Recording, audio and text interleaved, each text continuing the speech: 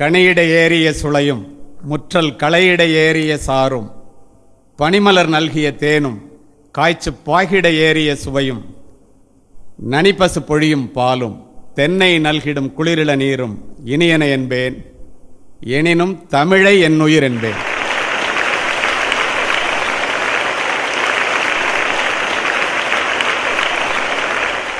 பாலும் தெளிதேனும் பாகும் பருப்பும் இவை நாளும் கலந்துனக்கு தருவேன், கோலன்சை துங்க கரிமுகத்து தூணியே நீ எனக்கு சங்கத்தமிழ் மூன்றும் தா சொன்னவள் அவை. பல்லுயிரும் பல உலகும் படைத்தளித்து துடைக்கினுமோர் எல்லையறு பரம்பொருள் முன்னிருந்தபடி இருப்பதுவே.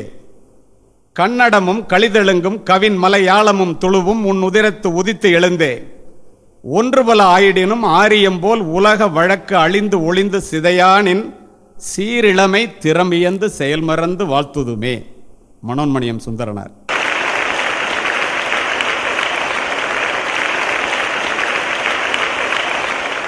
யாமறிந்த மொழிகளிலே தமிழ்மொழி போல் இனிதாவது எங்கும் காணோம்.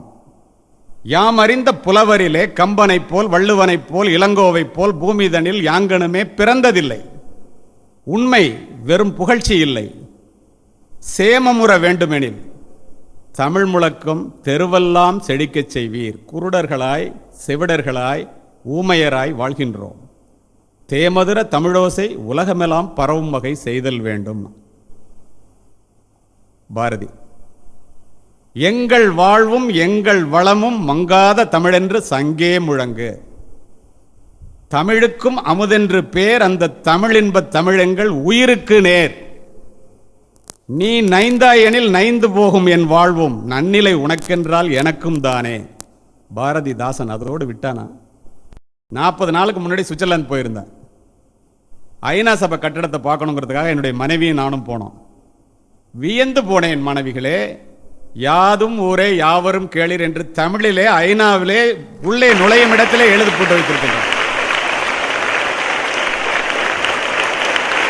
2500 ஆண்டுகளுக்கு முன்னால் கணியன் பூங்குன்றனார் என்ற புலவர் சொன்ன அந்த 4 வார்த்தை உலக சமாதானத்தை உருவாக்குவதற்கு உபயோகப்பட்டு கொண்டிருக்கின்றது என்று சொன்னால் எப்படிப்பட்ட மொழிக்கு சொந்தக்காரர்கள் நாம்?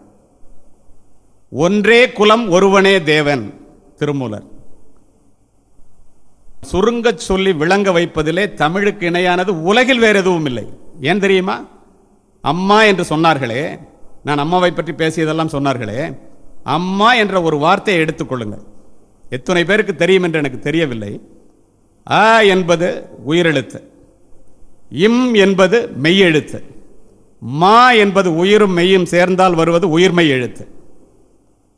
நமக்கு உயிரையும் மெய்யையும் தருகின்ற தாயினுடைய பெயரை அம்மா என்று அந்த சொல்லிலேயே வைத்திருக்கின்ற மொழி தமிழை தவிர உலகத்தில் எதையாவது சொல்லுங்கள்.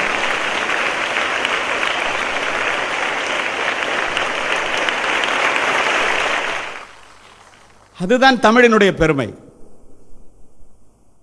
வள்ளுவனையும் கம்பனையும் இளங்கோவையும் குறிப்பிடுகின்றார்களே, நீங்கள் பிழைப்பதற்காக எத்துணை மொழியை வேண்டுமானாலும் கற்றுக்கொள்ளுங்கள், தவறில்லை.